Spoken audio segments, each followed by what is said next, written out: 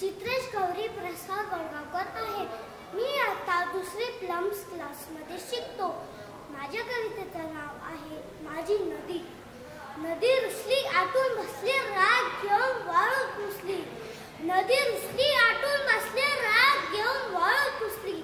वाहत नाही गात नाही कुणाकडेही पाहत नाही. वाहत नाही गात नाही कुणाकडेही पाहत नाही.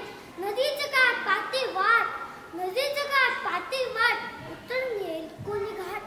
माझी नदी दिसत नाही, माझी नदी दिसत नाही. शेम कुशल पुसत नाही.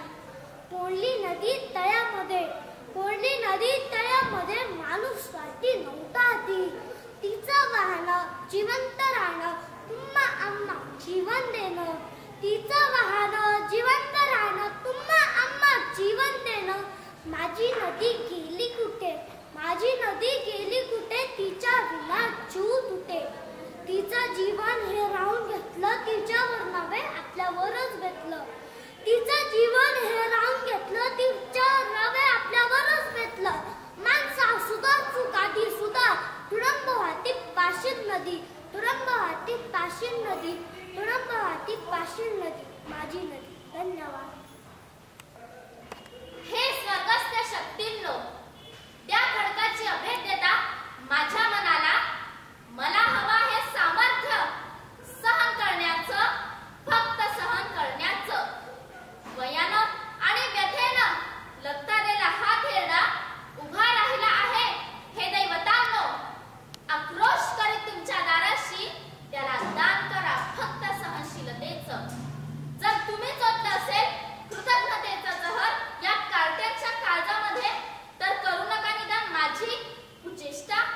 मला लाचार करून त्यांच्या समोर पेटून उठू द्या माझं अंतःकरण ऊर्जस्व क्रोधानं.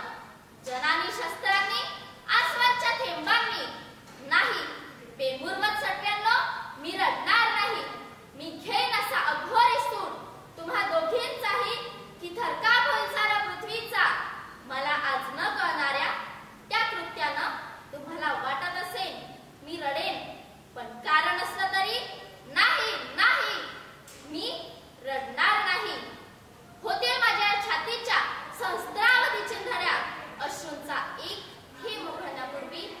विदूषका, मी भ्रमिष्ट होईन, मी भ्रमिष्ट होईन, मी भ्रमिष्ट होईन. धन्यवाद. माझ्या काळजाच्या चिंध्या होत आहेत, पण मी जगणार तुमच्यासाठी. मी बरी असते तर एक क्षणभर हे सहन केलं नसतं. नंदाच्या घरून बाहेर पडले तशी तुम्हाला घेऊन या क्षणाला बाहेर पडले असते. पण या आजारामुळे मी अगतिक झाले, लाचार झाले. मला माझा भरोसा वाटत नाही. म्हणून सांगते, ऐकतात ना? आजची रात्र आपण येथे काढू. उद्या सकाळीच मोरवाडीला जाऊ. मी बंगल्यात नलूकडे जाऊन येते. एकदा तिला स्पष्ट विचारते, काय तुझ्या मनात आहे म्हणून. आम्ही घर सोडायला तयार आहोत, पण असा अभद्र शिक्का आमच्या कपाळावर मारू नकोस. मी पायावर डोकं ठेवून तिची विनवणी करेन. बाई, तुझ्या जवळ कधी काही मागितलं नाही, पुढेही मागणार नाही. पण आज पदर पसरते तुझ्याकडून. एखादा माणूस आमच्या बरोबर दे आणि आम्हाला मोरवाडीपर्यंत पोहोचवण्याची व्यवस्था कर. आम्ही आमची थेरडी थोबाडं पुन्हा तुझ्या संसारात दाखवणार नाही. पण तुम्ही शांत बसायचे. माझी शपथ आहे, डोकं फिरून घ्यायचं नाही. मला थोडं बरं वाटलं ना, मी वाटेल तेवढी आयस करीन. मोरवाडीला गेल्यावर सुख समाधानाचं देऊळ उभं करीन माझ्या देवांसाठी. हे सारं अमंगल स्वप्न आपण विसरून जाऊया. माझी कुसबाज राहिली असं मी समजेन. तू आपली साथ आहे तोपर्यंत कशाचीही पर्वा नाही मला. मी मनाला खचले नाही. तुमचा हाताचा आधार मिळाला तर कुठल्याही वादळ वाऱ्यात दगडासारखी उभी राहील. कुठल्याही काळोखातून रस्ता काढीन. पण माझं एवढं ऐकायचं, तुम्ही शांत राहायला हवं. ऐकाल ना?